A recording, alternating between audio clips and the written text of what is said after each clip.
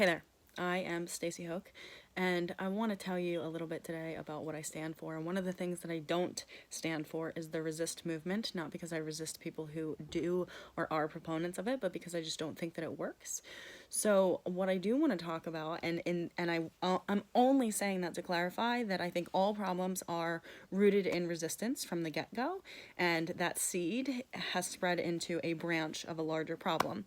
So I want to start off saying that, just so you don't think that this is me resisting the system as it is, because that's not what this is. So I'm an educator, and one of the things I know about education is I work with psychologists, I work with social workers, I work with people who are highly educated in their fields, and they come to me to be their life coach.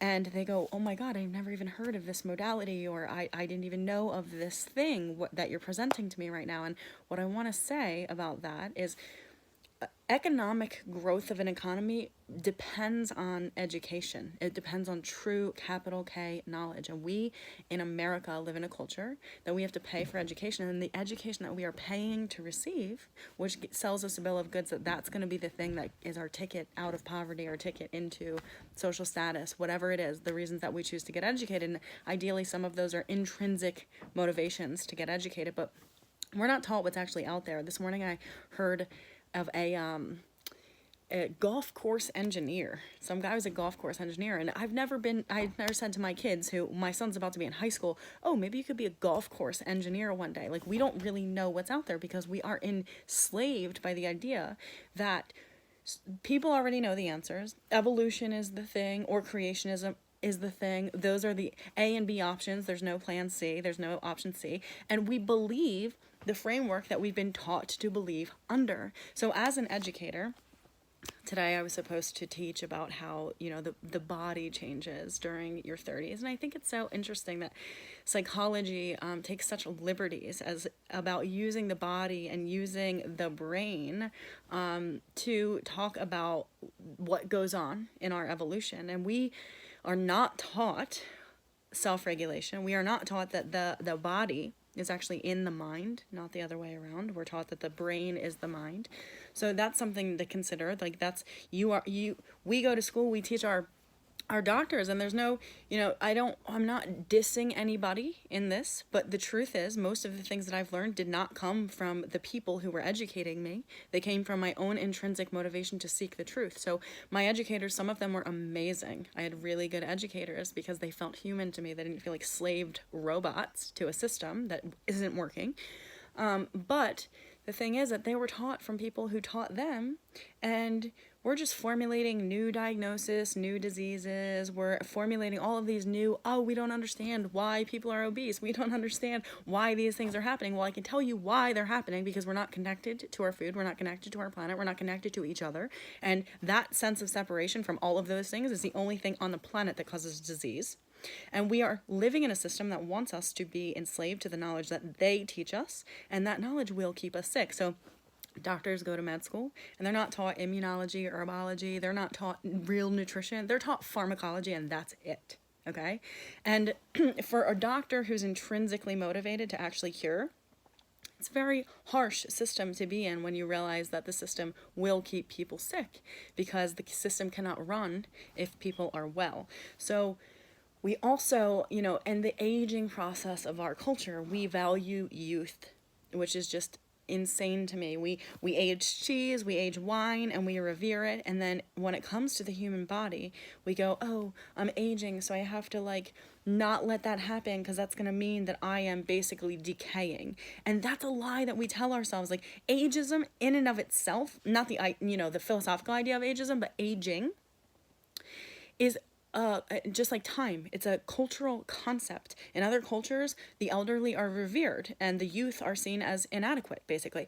In our culture, if you start to age, you want to dye your hair, you want to cover up the fact that you're actually you have life in your body, you've experienced some things. So I said today, one of my students said, basically when you have to start paying your bills and when you get married, your life is over. And then I said, wow, that's a really tragic way to look at it. And that is the bill of goods that we're sold, basically. We get told you have to get married, you have to have kids, but nobody knows why they're getting married or having kids. They're doing it for a sense of security.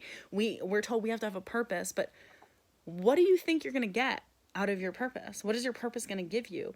If we really look at all of these things, what are we aiming for? There's a root underneath that is going, if we aimed for the root instead of the effect, which would be like the education or the marriage, if we aimed for the root, which would be in those cases maybe wisdom, maybe true connection, if we aimed for those things, and if you think your purpose is going to bring you peace, don't aim for your purpose, aim for your peace. So we live in a culture that wants us to believe that the authority is out there, that the answers are already solved, that the textbooks have it right. And then we teach our students that the textbook says this, so this must be right because somebody else had a theory, and that theory now sticks because it kind of made sense. And one of those theories is that, like, you know, youth should be revered and that individualism is awesome and yada, yada, yada. So we teach from a textbook that is in the past, and we don't make room for true new knowledge for our students. And as an educator, that really fucking pisses me off, because when my students say to me that their life is going to be over when they get married or when they have kids, they don't know that they have access to freedom. They think that they are basically going to school just to be able to sustain what they're supposed to be able to sustain, and then their life is going to be over because they're going to lose themselves in somebody else. And marriage, having children, getting a degree, they're all just stepping stones to a next chapter, and they're all elements of your own freedom if you choose them to be. If you choose them for the right reasons, they will be your freedom. So somebody else said, you know, well, doesn't, you know, when we think about aging and we think about, you know, getting married and whatnot, stress also ages us. Sure, stress also will kill us. And the beliefs that we hold about, oh my God, this job is going to, my life's going to be over when I have kids, I'm not going to be able to do it. That right there is stress inducing. And that right there is why America is like 50th ranked in life expectancy. There are people on the planet who are 130 years old. Like, that exists. Undocumented people on the planet who are 130 years old. And you believe that you're going to live maybe 80 good years and that's going to be enough. And guess what? Our beliefs are creating our reality. Like, this cannot be more true. I know that for a long time people would say that and I'd be like, yeah, I get it. But like, I got it here. I didn't really get it on a cellular level. So I want to step up today to say that, you know, sure, the system isn't the best, but when we really, you know, somebody said to me one time when I was buying a house that he would never buy a house because he would not want to be in debt in that regard. He wants to be free. And I laughed so hard because coming from a situation where I did not feel free, I felt very enslaved.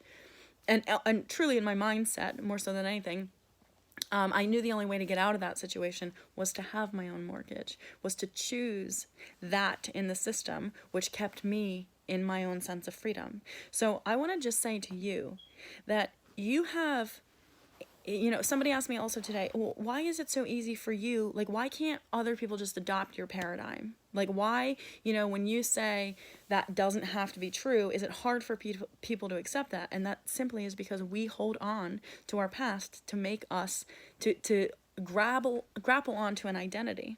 And all of the identities that we've ever created are in the past, and we just bring them into the present. And to change your mind means you have to change your life. It means if you forgive your mother, that means you have to see your mother for who she is today, not who she was before. It means, you know, people don't want to change because if they change, it means that part of them might feel like they were wrong before and they would never want to do that. It means that part of them might feel like they wouldn't be holding people accountable if they like let go of certain things that they're now really passionate about their anger for, because that anger and that passion and projecting onto somebody else that they're, you know, responsible for your anger and your passion of your anger is actually, you know, projecting out there, and that's your identity, and that's the problem is out there instead of in here. People don't want to go in here and pay attention. And what I'm saying to you right now is you believe in a culture and in a basically, we are right now no different than factory farmed animals. And I'm sorry to say it like that, but it's true. We are taught a bill of goods that keeps one system alive, and that system that stays alive keeps us sick and uses us for its own gains. I do not resist that system, because you and I are here to really push the boundary on what's possible in that system. And as a psychotherapist, I did leave the system. Like, I will not accept insurance and whatnot, because one, insurance makes you have to be diagnosed with something, which I just think is such a tragedy, because people believe what you tell them. If you are an expert in your field, or if you are an authority, or if you have written a book, people will believe what you say. And it's because they want something to grab onto that makes sense to them. And if somebody else has the answers out there, then they can feel safer, right? Somebody else is in control of this. And I want to say, nobody has the answers. And nobody, and I might have more answers than you, because I've taken years and years of my life to get truly educated with capital K knowledge, on top of getting educated in a system that I can see from both sides of it. As I'm a founding member of an environmental charter school, because I deeply believe that we should be taught how to live on the planet, not how to get to outer space when we're like 4 years old. We're teaching kids about space instead of how to eat food on the earth that they were born onto. So I've been a student in the system, an empathic student at that, which did not work for my nervous system. And then I've created schools, and now as an adjunct professor, I see the system on all sides. And I see, the system, we are a puppy mill in the system. If we really value our citizens of our culture, we have to teach them. We have to give them access to true knowledge. And the whole point to what I want to say is that you, by and large, if you are an educated person, you are only educated by which somebody else decided on a theory that was going to now, be what it is today. And that theory at one point was total bullshit to somebody else. And for you to believe that your textbooks have the answers, the authorities have your answers, for you to fear that if you step outside of and that was the big thing for me. My education really got in the way of my professionalism, because I became a robot.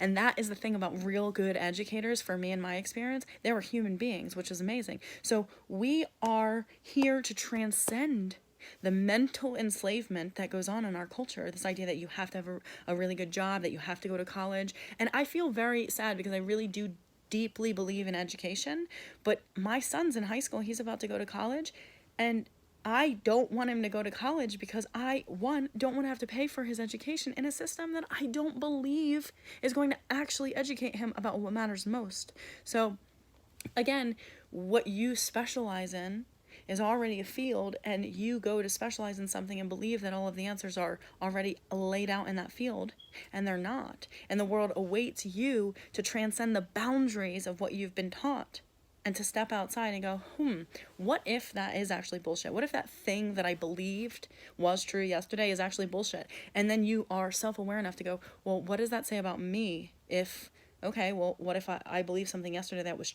I believed it was true, and now it's not true? And the more you take that into consideration, what if that's bullshit?